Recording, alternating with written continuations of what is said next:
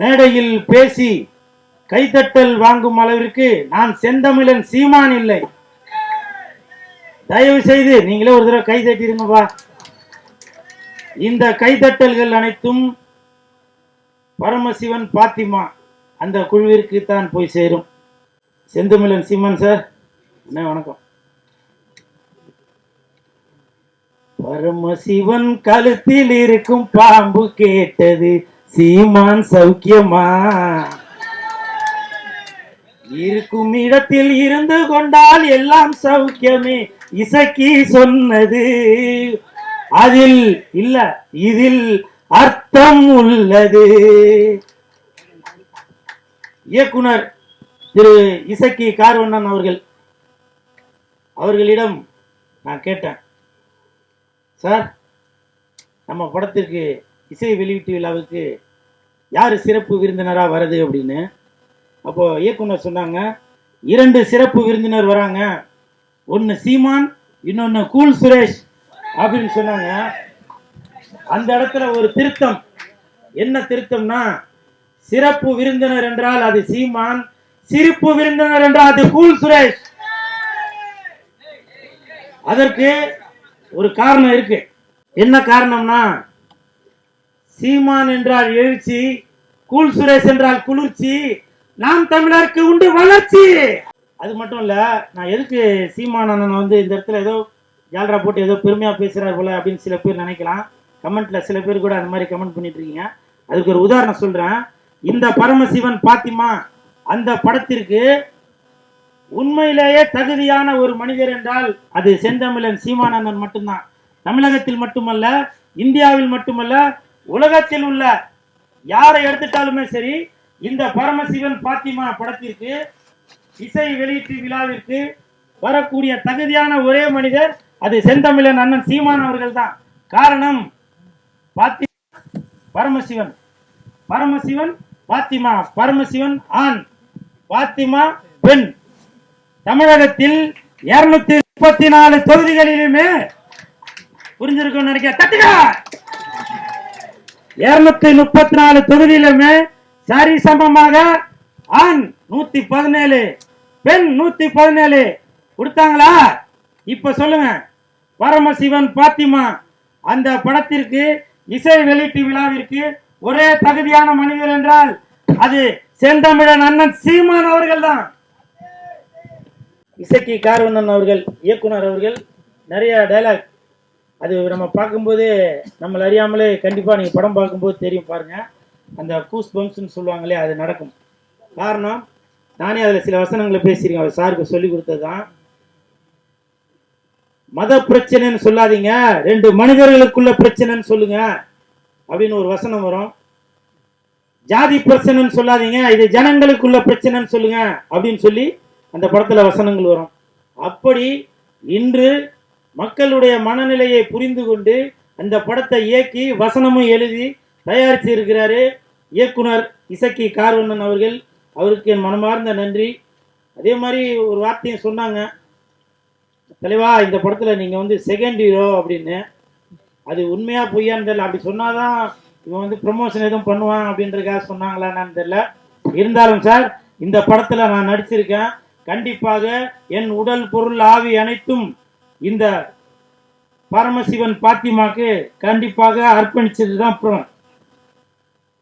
அதே மாதிரி படத்தின் ஒளிப்பதிவாளர் சுகுமார் சார் இந்த படத்துல ஒளிப்பதிவை மட்டும் கவனிக்காம நல்ல அற்புதமான நடிப்பையும் கொடுத்திருக்காரு.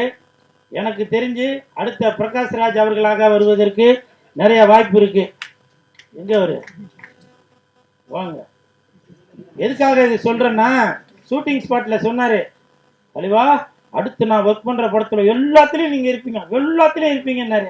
3 படம் ஒர்க் பண்ணிட்டாரு, இது வரைக்கும் கூப்பிடக்காரன் இல்ல. இந்த மாதிரி இடத்துல சொன்னாதான், போன் பண்ணி சொன்னா அது சரியா இருக்காது இல்லையா? அதே மாதிரி படத்தின் கதாநாயகன் கமல் அவர்கள், விமல் அவர்கள், இல்ல அந்த அந்த கமல் விமலுக்கு ஒரு காரணம் இருக்கு. விமல் அவர்கள், அவரை பத்தி சொல்றதுக்கு ஒன்றும் பெருசா ஒன்றும் இல்லை. அதுக்கு என்ன காரணம்னா, ஷூட்டிங் ஸ்பாட்ல அவர் உண்டு, அவர் வேலை உண்டுன்னு இருக்காரு. எனக்கு தெரிஞ்சு விஜய் சார் அப்படி இருப்பார். அதே மாதிரி விமல் அவர்களும் தான் உண்டு தன் வேலை உண்டு அப்படின்னு இருக்காரு. கூப்பிட்டாக்கா ஷாட்டுக்கு வராரு, இல்லைன்னா போய் பேசாமல் உட்காந்துறாரு. அப்படி ஒரு அற்புதமான முறையை நான் ஃபஸ்ட்டு அவர் கூட தான் அந்த படம் ஒர்க் பண்ணியிருக்கேன். ஸோ வாழ்த்துக்கள் விமல் சார், வாழ்த்துக்கள். தம்பி உன் பேர் நம்ம விஆரா? விஆர். அந்த தம்பி வந்து என் பக்கத்தில் உட்காந்துருக்கும் போது நான் எழுதிட்டு இருந்தேன், நான் என்னையும் கொஞ்சம் நல்லா பில்டப்பாக சொல்லுங்கண்ணா அப்படின்னா. ஆனால் அவன் பேசும்போது அது சொல்லியிருக்கனால அது சொல்லக்கானான். இருந்தாலும் பரவாயில்ல. அந்த தம்பி விஆர் இந்த படத்தில் நல்லா நடிச்சிருக்கான். அந்த பொண்ணு கூடயே சுற்றின்னு இருப்பான். அவருக்கும் என் மனமார்ந்த நன்றிகளை தெரிவித்துக் கொள்கிறேன். அப்புறம் மிகப்பெரிய நன்றி இயக்குநர்களுக்கும் இசையமைப்பாளர் உங்கள் பேர் என்ன சார்? தீபன் அவர்களுக்கு என் மனமார்ந்த நன்றி. ஏன்னாக்க நான் ஆடுற மாதிரி ஒரு பாட்டு போட்டு கொடுத்துருக்கீங்க, மிக்க நன்றி. இந்த படம் வந்து ஜூன் 5ஆம் தேதி தான் ரிலீஸ் ஆக போகுது அப்படின்னு சொல்லி இயக்குனர் அவர்கள் என்கிட்ட சொன்னாங்க. உடனே எனக்கு வந்து ரொம்ப கன்ஃபியூஸ் ஆகி போச்சு. ஏன்னா அன்னைக்கு தான் தக் லைஃப் படம் ரிலீஸ் ஆகுது. அப்போ நான் வந்து சார்கிட்ட கேட்டேன், சார் அன்னைக்கு தான் தக் லைஃப் படம் வருது, அப்போ கமலுக்கும் விமலுக்கும் போட்டியா அப்படின்னு கேட்டேன். ஐயோ அப்படிலாம் இல்லை சார் அப்படின்னாரு. அப்போது சிம்புவுக்கும் கூல் சுரேஷுக்கும் போட்டியா அப்படின்னா, ஐயோ அப்படிலாம் இல்லை சார் அப்படின்னாரு. நான் வந்து இயக்குனர் அவர்களிடம் ஒரு தாழ்மையான ஒரு வேண்டுகோள் ஒன்று வைத்தேன். என்னன்னாக்க, அன்னைக்கு என் தலைவன் எஸ்டிஆர் அவர்கள் நடித்த படம் வருது, அதனால நீ ஒரு நாள் தள்ளி ஜூன் 6ஆம் தேதி வைங்க அப்படின்னு சொன்ன. அந்த வேண்டுகோளை ஏற்றுட்டார். ஏன்னா இதுதான் என் தலைவன் எஸ்டிஆருக்கு நான் செய்யும் கைமாறு.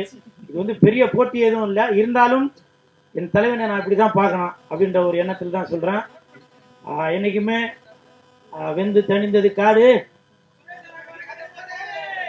வெந்து தணிந்தது காடு, சீமானனுக்கு வணக்கத்தை போடு. அப்புறம் இன்னொரு முக்கியமான விஷயம், கமல் சார், நீங்க வந்து உலக நாயகனாக இருந்து விண்வெளி நாயகனாக மேல ஒரு படி போயிட்டீங்க. அந்த உலக நாயகன் அந்த பட்டம் வந்து இப்ப வெற்றிடமா இருக்கு. என் தலைவன் எஸ்டிஆர் அவர்களுக்கு அந்த உலக நாயகன் பட்டத்தை நீங்க கொடுக்கணும் அப்படின்னு சொல்லி நான் தாழ்மையுடன் கேட்டுக்கொள்கிறேன். இன்று முதல் உலக நாயகன் என்றால் அது சிலம்பரசன், விண்வெளி நாயகன் என்றால் அது கமலஹாசன். விண்வெளி நாயகன் என்றால் அது கமலஹாசன், உலக நாயகன் என்றால் அது சிலம்பரசன்.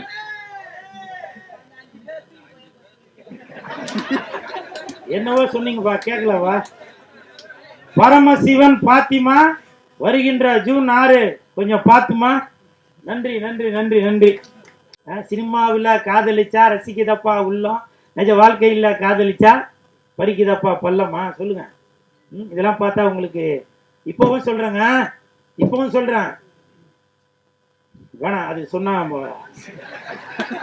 ஏன்னா கூல் சுரேஷ் இருக்கிற இடம் எப்பவுமே ஒரு ஒரு ஒரு கலகலப்போடு தான் இருக்கணும். நிறைய பேர் கமெண்ட் அது இது சொல்லுவீங்க. செந்தமிழன் அண்ணன் சீமான் அவர்கள் இருக்காங்க, அவர் சொன்ன வார்த்தையை தான் இப்ப நான் சொல்றேன். வேர்க்காமல் விளையாட முடியாது, விமர்சனம் இல்லாமல் வளர முடியாது. அண்ணன் சீமான் அவர்கள் சொன்னதுதான். நான் அதை இன்ன வரைக்கும் அதை ஃபாலோ பண்ணிட்டு தான் இருக்கேன். சரிங்களா?